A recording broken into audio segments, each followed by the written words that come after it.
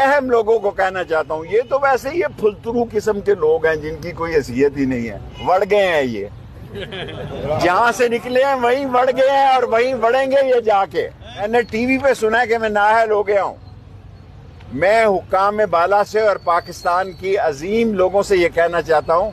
کہ سارے لوگوں کو الیکشن لڑنے دو۔ میں جب رہا ہوا تھا 40 دن کا چلہ کاٹ کے، میں نے اپیل کی تھی کہ لوگوں کی عام معافی کر دو، لوگ بہت غریب ہیں، لوگوں کے حالات بڑے خراب ہیں، میرا بڑا مذاق اڑایا۔ پہلے بھی میں نے 13 دن جیل کاٹ کے، اس وقت میرے کاغذات ٹھیک تھے۔ جو آدمی 17 دفعہ وزیر رہا ہو اس کے کاغذات ٹھیک ہیں، اور جب ایک تاج پوشی کرنے کے لیے چور، ڈاکو اور لٹیرا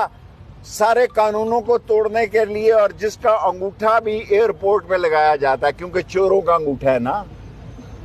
اس کو کیا کہتے ہیں جو لگاتے ہیں وہ،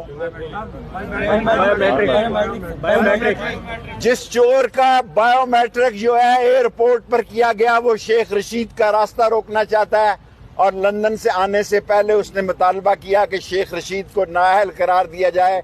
شیخ رشید اور راشد شفیق انشاءاللہ 56 اور 57 میں ایسی تاریخی کامیابی سے جیتے گا کہ آپ انگشتے بدندہ رہ جائیں گے۔ ہم ہائی کورٹ صبح جا رہے ہیں، ہم سپریم کورٹ جائیں گے، ہم اپنی عوام کے پاس بھی جا سکتے ہیں، اس لیے کہ الیکشن میں جان رہنے دو، لوگوں میں جذبہ رہنے دو، اقتصادی، معاشی، سیاسی، سماجی طور پر اس ملک کو زندہ رہنے دو۔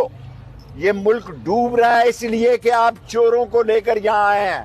اور پی ڈی ایم کو بھاگنے کا راستہ نہیں ملے گا، اور اس نواز شریف خاندان کو بھی لندن جانے کے علاوہ اور کوئی راستہ نہیں ملے گا۔ ایک منی لانڈرر، چور، کرپٹ، ڈسانسٹ اور سلگش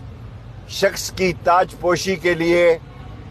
اس کو پاکستان میں لانے کے لیے تمام قانون اور ضابطوں کا جنازہ نکالا گیا، اور ایک ایسا شخص جو 16-17 دفعہ وزیر رہا ہے، اس پر الزام لگایا گیا